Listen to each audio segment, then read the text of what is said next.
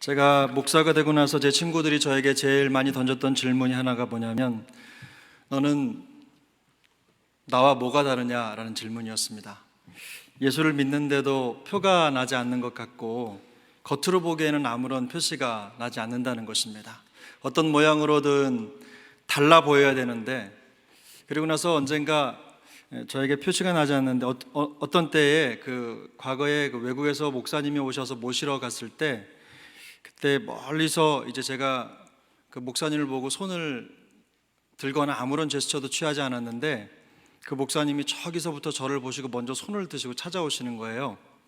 그래서 어떻게 내가 당신을 모시러 온 사람인 줄 알았느냐고 물어보니까 그분이 멀리서 봐도 네가 목사인 줄 알겠더라, 이렇게 하는 얘기를 듣고 제가 정말 감사하다고 얘기했습니다. 그리고 하나님께 영광을 올려드렸습니다. 드디어 나에게도 예수 믿는 향기가 조금씩 나는 것 같구나라는 생각을 하게 되었습니다. 사실 그리스도인으로서 우리가 가지고 있는 많은 숙제 중에 하나가 뭐냐면, 예수 믿고 난 다음에 우리가 세상과 다른 어떤 기준을 가지고 살아가고 있는가, 예수 믿은 다음에 우리가 세상이 아닌 다른 기준으로 우리의 삶의 기준을 삼고 척도를 삼아서 그것을 따라서 열심히 살아가고 있는가 하는 질문을 던져야 될 줄로 생각합니다. 지금은 되지 않아도 계속해서 하나님의 말씀과 주님이 주신 기준을 붙잡고 나아가면 언젠가는 우리에게 놀라운 일들이 일어날 줄로 믿습니다. 오늘 본문은 소위 예수님의 마가 다락방 강화로 잘 알려진 본문입니다. 요한복음 13장부터 17장에까지 이어지는 그런 강화의 처음 부분이죠. 예수님께서 인류 구속 사역을 완성하시기 위해서 십자가의 순환을 당하시기 전에 제자들과 가진 마지막 만찬 자리인 마가 다락방에서 있었던 일들을 기록한 본문입니다. 예수님의 그 마가 다락방 강화의 목적은 한마디로 말하면, 예수님께서 십자가 순환과 부활 승천을 목전에 두신 상황에서 이제 예수님이 계시지 않은 상황에 있는 세상, 그러니까 제자들과 항상 함께 계셨죠. 근데 예수님 자신은 없는 세상에 남게 될 제자들을 잘 준비시켜서 그들로 하여금 당신이 없는 세상에 당신이 남겨둔 사역들을 감당하도록 그들을 세우기 위함이었습니다. 다시 말하면 예수님은 자신이 떠나고 없는 세상에 남겨진 제자들이 어떤 모습으로 세상 속에서 살아가야 하는지를 온몸으로 말씀해 주고 계신 것입니다. 이런 예수님의 가르침을 통해서 제자들은 세상 속에서 예수님이 세상을 사랑하신 것처럼 그들도 세상을 사랑하고 사랑을 베풀고 세상과는 다른 더 가치 있는 것을 마음에 품고 살아가는 삶의 태도를 배워야 했습니다. 오늘 본문을 통해서는 두 가지 정도 아주 중요한 핵심을 함께 나누면서 은혜를 함께 공유하기를 소망합니다. 첫 번째, 예수님께서 제자들과 함께 계시면서 가르치고자 하셨던 그 첫 번째 키워드는 사랑이었습니다. 예수님처럼 세상을 보고 예수님의 마음으로 세상을 사랑하는 것, 바로 그것이 예수님이 제자들에게 원했던 첫 번째 핵심이었다는 것이죠. 오늘 본문 13장 1절 중에서 가장 눈길을 끄는 그런 본문이, 세상에 있는 자기 사람들을 사랑하시되 끝까지 사랑하셨다라는 표현입니다. 본문의 끝까지라는 의미는 단순히 일시적인 어떤 의미가 아니라 주님께서 자기 백성을 위해서 기꺼이 자신을 희생시킬 것이라고 하는 뜻이 담겨져 있습니다. 그리고 주님은 실제로 그렇게 고난을 받으시고 십자가에 달려 돌아가셨습니다. 주님은 세상에 있는 자기 사람들을 사랑하시기 위해서 모든 것을 다 내어주셨죠. 하지만 그 대가는 아무것도 없었습니다. 오히려 모욕과 배신과 죽음뿐이었습니다. 그럼에도 불구하고 세상에 있는 자기 사람들에 대해서 주님의 사랑은 지칠 줄을 모르고 계속되었습니다. 오히려 더 뜨겁게 달아올랐습니다. 확실히 주님께서 보여주신 사랑은 우리가 흔히 접할 수 있는 세속의 사랑과는 확연히 구분되는 사랑이었음에 분명합니다. 이 사랑은 요한복음 3장 16절에서 이미 언급하고 있는 것처럼 이 세상을 사랑하사 그 독생자를 아끼지 아니하시고 내어주신 그 하나님 아버지의 사랑을 토대로 하고 있는 것이었습니다. 예고된 고난과 희생, 죽음의 길이 자신을 기다리고 있다는 것을 알면서도 주님은 자기 사람들에 대한 사랑을 멈추지 않으셨죠. 이런 예수님의 사랑에 대한 표현은 따뜻하고 감동적이며 그리고 애틋한 사랑의 모습이라기보다는 왠지 좀 비장하고 그리고 결의에 찬 사랑의 각오로 보여지고 그리고 느껴집니다. 왜 그랬을까요? 가벼운 사랑으로는 담을 수 없는 것들이 세상 속에는 너무나 많이 있었기 때문입니다. 하나님이신 예수님이 이 세상에 오셔서 목숨을 담보로 사랑하지 않고서는 담아낼 수 없는 것들이 이 세상에 많았던 것이죠. 예수님의 사랑한 그런 세상은 어떤 세상이었습니까? 그런 예수님의 사랑한 세상은 우리가 읽은 본문 2절에 명확하게 잘 드러나 있습니다. 마귀가 가룟 유다의 마음에 심어두었던 그 마음에 예수를 팔려는 생각, 예수님이 사랑했던 그 세상은 온통 예수님을 팔고 예수님을 죽이려는 생각으로 가득한 세상이었다는 것입니다. 요한복음 1장 5절에서 빛이 어두움에 비추되 어둠이 깨닫지 못하더라 라고 증거하고 있는 것처럼 세상은 메시아로 오신, 이 땅에 오신 예수님이 누구신지 깨닫지 못했고 그리고 그분을 주님으로 영접하지도 않았습니다. 요한복음 12장 37절에서 이렇게 많은 표적을 그들 앞에서 행하셨으나 그를 믿지 아니하니라는 증언대로 세상은 예수님을 믿지도 않았고 그분의 말씀을 듣지도 지키지도 않았다는 것입니다. 그게 바로 세상이었어요. 결국 예수님은 그 세상에서 조롱과 고난을 받으시고 십자가에서 죽게 될 뿐이셨습니다. 그러나 예수님은 이 세상에 보냄받은 하나님의 목적대로 이 세상을 끝까지 사랑하셨다라는 것이 오늘 본문의 1절에 나와 있는 내용입니다. 사랑할 만한 것이 있어서 사랑할 만하기 때문에 그를 사랑한 것이 아니라 사랑할 수 없는 대상을 희생적인 사랑으로 끝까지 사랑하신 것입니다. 여러분, 이런 경험을 해보신 적이 있으십니까? 먹으면 몸에는 좋은데 눈에 보면 먹지 못하는 거. 그래서 먹을 때 눈을 꼭 감고 먹어야 되는 거. 이게 어떤 맛인지 느끼지도 않고 그냥 꿀꺽 삼켜야 되는 거. 그런 경험을 한 번쯤은 해보셨으리라 생각합니다. 눈으로 본 다음에는 도저히 사랑할 수 없는 대상이 혹시 있으십니까? 그래서 눈을 꼭 감아야지만 기도 몇 마디 할 수 있는 그런 대상이 있으십니까? 저는 예수님의 이 사랑을 가슴에 담으면서 예수님의 눈은 얼굴이 아니라 가슴에 달려있다라는 생각을 했습니다. 예수님은 가슴의 눈을 열어서 정말로 사랑할 수 없는 그 대상들을 가슴에 그 사랑으로 눈으로 품으셨던 것입니다. 눈으로 보면 받아낼 수 없는 그런 참혹한 세상이죠. 죄로 가득하고 아무리 기적을 베풀고 복음을 외쳐도 듣지 않는 세상입니다. 예수님의 사랑을 거부한 세상입니다. 차라리 눈을 감아버리고 싶은 그런 세상이 바로 예수님이 사랑했던 그런 세상이었습니다. 눈으로 보면 도무지 사랑할 수 없는 것이 세상이라는 생각이 듭니다. 저 또한 마찬가지입니다. 예수님께서 사랑했던 세상도 사랑할 만한 것들이 가득한 세상은 결코 아니었죠.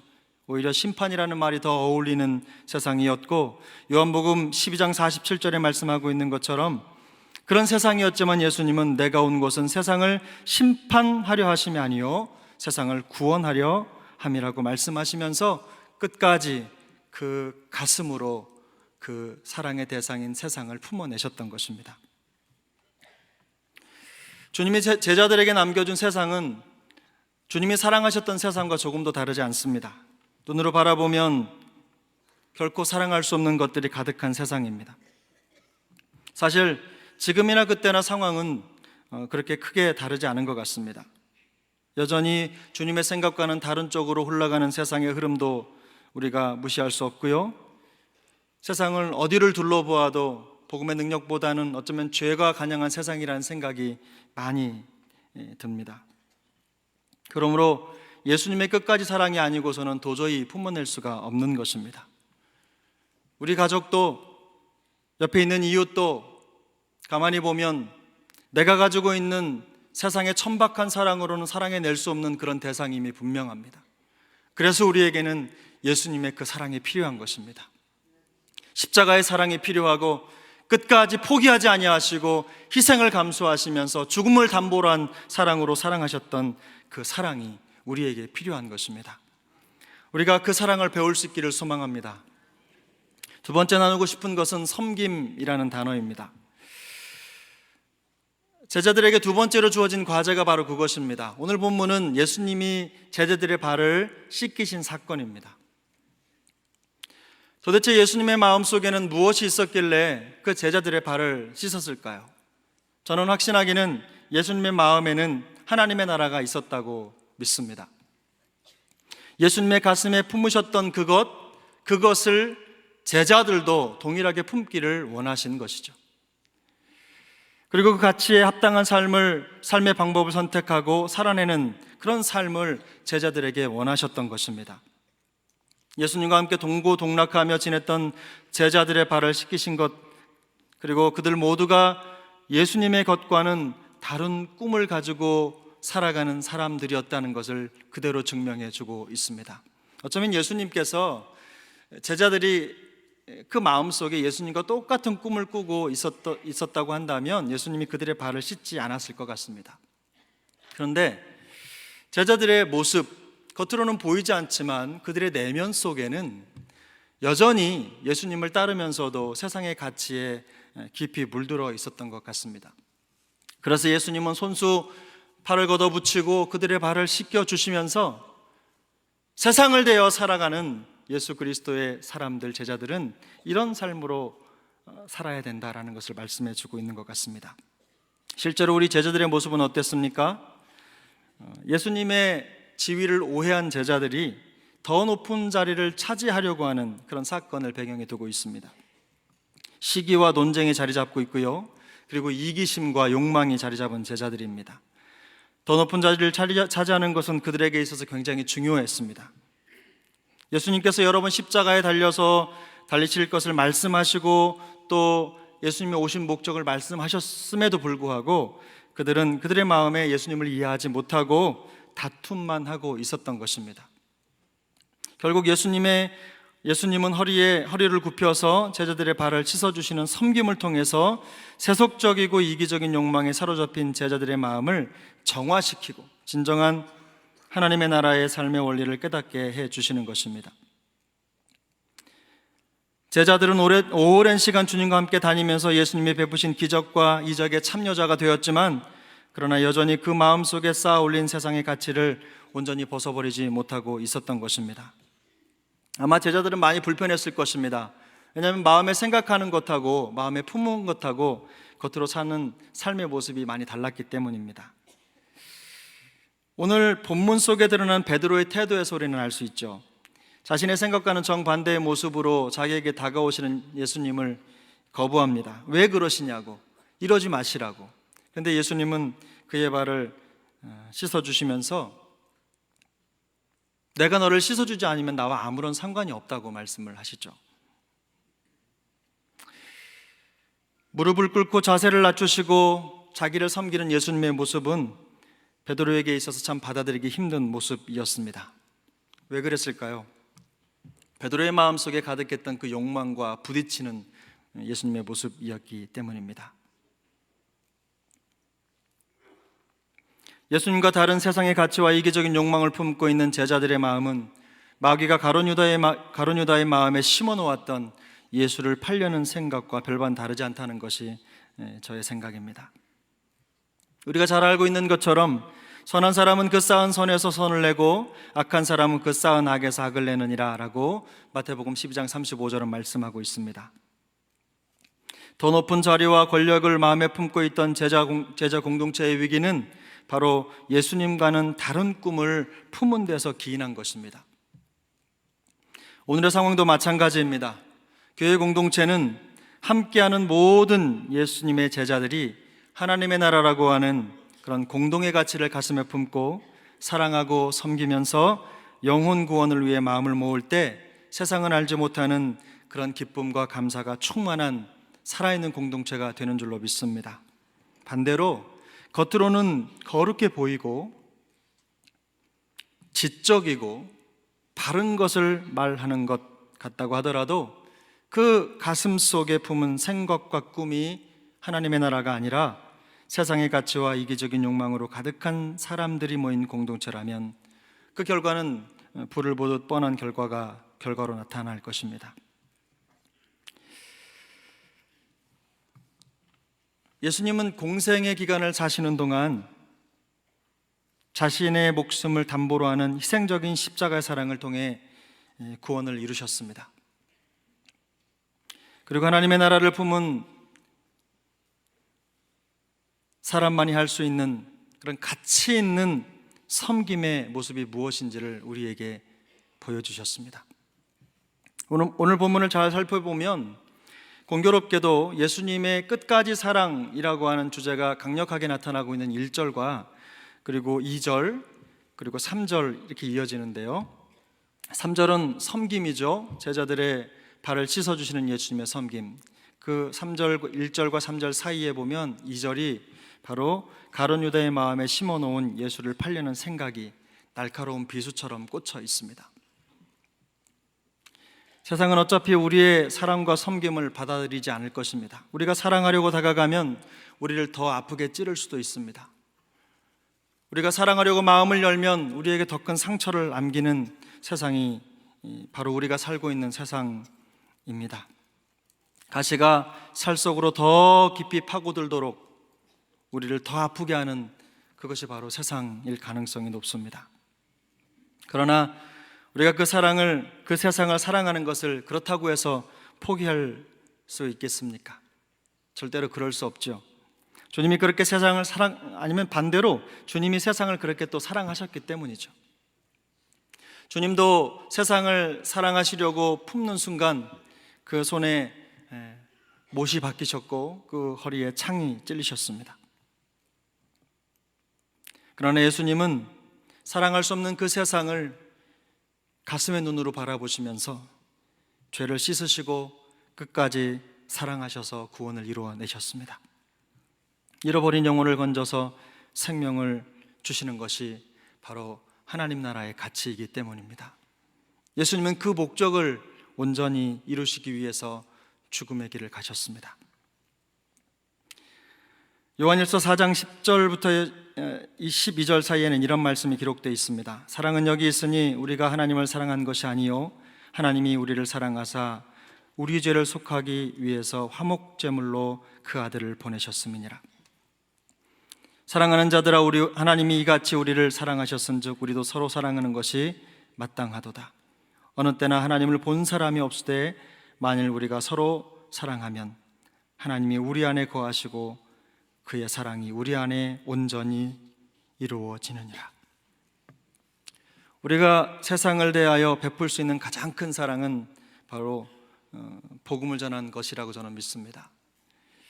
우리가 세상을 대하여 베풀 수 있는 가장 큰 섬김은 바로 그들을 사랑하고 그들을 복음으로 초청하는 것이라고 저는 믿습니다. 하나님의 사랑을 경험해 본 적이 없는 우리 주변의 가족과 이웃들, 그들을 가슴으로 품고 끝까지 사랑하며 생명으로 이끌어내는 것이야말로 우리의 믿음이 말에 있지 아니하고 능력에 있음을 보여주는 그런 증언이라고 생각합니다. 우리가 마음을 모아서 이런 마음으로 이런 사랑과 섬김의 역사를 감당할 때에 우리 안에 생명의 기쁨이 더욱 넘치게 될 줄로 믿습니다. 2016년 대각성 전도 집회는 바로 그런 사랑의 능력이 충만한 집회가 되어야 될 줄로 믿습니다. 우리가 사랑으로 그들을 품고 그들에게 다가갈 때 주님은 그들의 마음을 열어주셔서 복음의 능력을 그들의 심령에 심어주실 줄로 믿습니다. 그런 은혜 속에 우리 모두가 다 같이 함께하는 그런 은혜의 시간 될 수 있기를 간절히 소망해 봅니다. 같이 한번 기도하겠습니다. 살아계신 하나님 아버지, 온전히 연약하고 허물 많은 우리를 끝까지 사랑해 주시고 구원의 은혜로 덮어주신 것을 감사드립니다. 이제 우리도 주님의 그 사랑과 섬김을 본받아 아직 주님의 사랑을 경험해 본 적이 없는 가족과 이웃을 십자가의 사랑으로 뜨겁게 사랑하게 하시고 섬김으로 우리의 믿음이 말에 있지 아니하고 능력에 있음을 담대히 증거하는 은혜를 더하여 주옵소서. 우리의 소망 되시는 예수님의 이름으로 간절히 기도 올리옵나이다. 아멘.